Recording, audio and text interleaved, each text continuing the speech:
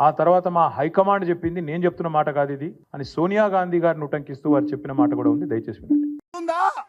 ఎందుకంటే సోనియమ్మనే రైతు భరోసా పథకం కింద ప్రతి ఎకరానికి ప్రతి సంవత్సరానికి రైతులకు సహాయం అందించడానికి కౌలు రైతులతో సహా 15,000 రూపాయలు నువ్వు 10,000 బిచ్చమేస్తే మేము ఆత్మగౌరవం నిలబెట్టడానికి 15,000 రూపాయలు ఇస్తున్నాం.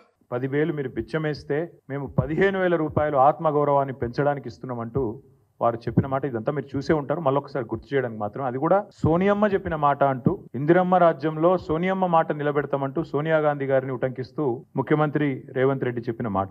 ఈ స్థాయి నాయకులు చెప్తే నమ్మతలేరేమో అని చెప్పి వరంగల్లో రైతు డిక్లరేషన్ అనే ఒక భారీ బహిరంగ సభ పెట్టి వేలాదిగా రైతులను అక్కడ తీసుకొచ్చి రాష్ట్ర వ్యాప్తంగా అక్కడ కూడా ఢిల్లీ నుంచి వచ్చిన రాహుల్ గాంధీ గారితో కూడా ఇదే మాట చెప్పించారు. దయచేసి అది కూడా ఒకసారి రాహుల్ గాంधी గారి బయట కూడా మీరు వినాలి. हमने वरंगल डिक्लेरेशन किया और उसमें हमने तेलंगाना के किसानों से वायदे किए. मैंने कर्जा माफी की बात की, एमएसपी की बात की, 15,000 रुपए प्रति एकड़ डायरेक्ट बेनिफिट हम किसानों को देने जा रहे हैं. और रेवंत जी ने पूरा डिक्लेरेशन पढ़ा. ये सिर्फ एक डिक्लेरेशन नहीं है, ये किसानों के लिए कांग्रेस पार्टी की गारंटी है. ఇది డిక్లరేషన్ కాదు, కాంగ్రెస్ పార్టీ రైతులకు ఇచ్చే ఒక గ్యారంటీ. రేవంత్ రెడ్డి గారు కూడా మొత్తం చదివిన డిక్లరేషన్ నేను కూడా చదువుతున్నా అని చెప్పి 15,000 రూపాయలు ఖచ్చితంగా ఇస్తామని చెప్పి రాహుల్ గాంధీ గారు వరంగల్లో వేలాది మంది రైతుల సమక్షంలో తెలంగాణ రైతులకు ఇచ్చిన మాట.